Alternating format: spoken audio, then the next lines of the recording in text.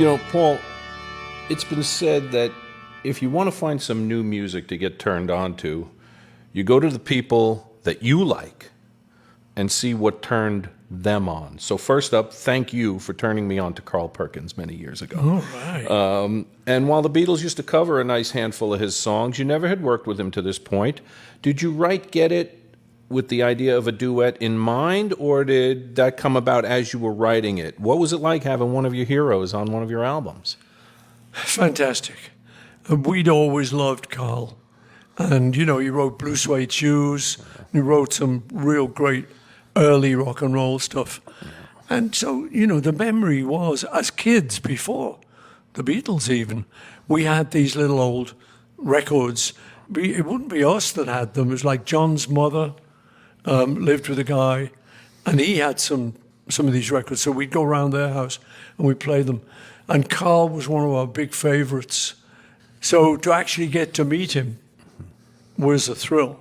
And Carl was kind of, a good old country boy.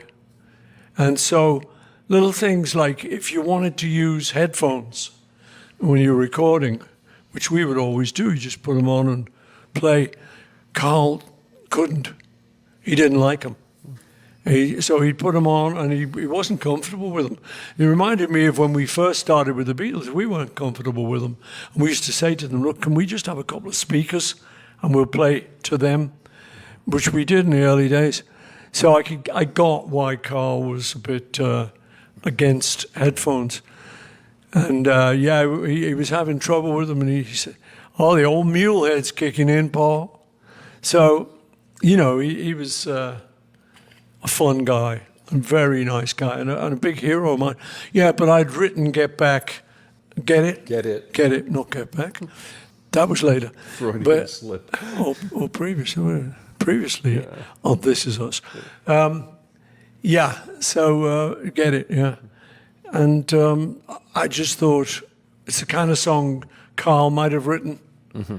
So I thought, if he would like to duet, then that'd be a nice idea. It'd be a thrill for me working with one of my childhood heroes. Mm-hmm. And he was great.